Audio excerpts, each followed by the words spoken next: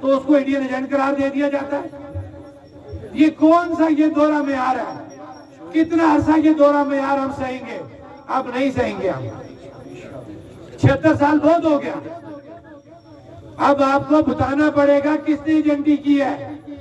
Agent تو وہ تھے جو 76 سالوں سے اس کشمیر کو بیچتے رہے ہیں، کبھی کسی جماعت کے نام پہ، کبھی کسی جماعت کے نام پہ. کشمیر تو آزاد نہیں ہوا. الٹا کیا ہے کہ آپ نے اس کو بیچ دیا ہوا ہے، اس کو آپ نے تقسیم کر دیا ہوا ہے.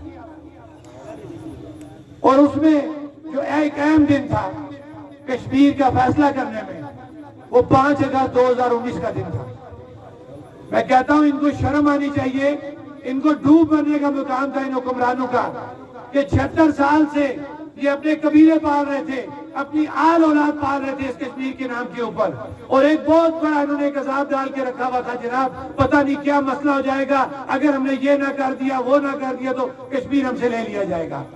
تو میں ان سے پوچھتا ہوں کہ 5 اگست 2019 کو جب مقبوضہ کشمیر کے اندر 370 اور 35 کا نفاذ کیا گیا، میری مراد کہ ان سے وہاں کی شناخت چھینی گئی، وہاں کا جو ان کا اسٹیٹ سبجیکٹ قانون ہے اس کو ختم کیا گیا اور غیر ریاستی لوگوں کو وہاں آباد کیا گیا. اس وقت ہمارے یہ حکمران کہاں تھے؟ یہ چھپ گئے.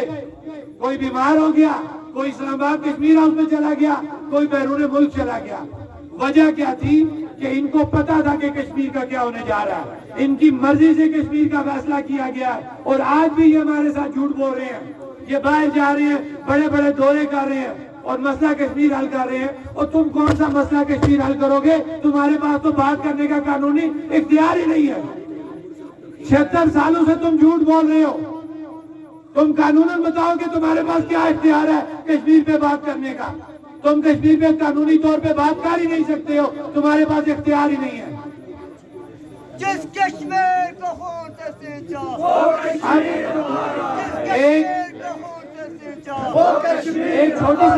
ایک چھوٹی سی بات اور کروں گا، میں لمبی بات نہیں کروں گا کیونکہ اس تحریک کے جو بانی عمر نذیر کشمیری صاحب وہ لاسٹ خطاب کریں گے.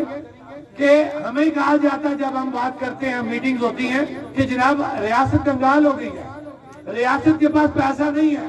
کہ جب ہم کہتے ہیں غریب کو آٹا دو سستا، یہ آٹے کا کوٹا جو تم نے کام کیا پورا کرو، معیاری آٹا دو، بجلی دو، تو ہمیں کہا جاتا ہے ہمارے پاس پیسہ نہیں ہے. میں آپ کو بھی چند دن پہلے کا ایک چھوٹا سا نوٹیفیکیشن بتاؤں گا. میں نے 1-2 جگہ اور بھی بات کی ہے. یہ چیزیں اس لیے بتا رہا ہوں کہ یہ دورہ معیار ہے. یہ پیٹتے رہے آپ کہ ہمارے پاس پیسہ نہیں، ہم نے ان کی بات نہیں ماننی.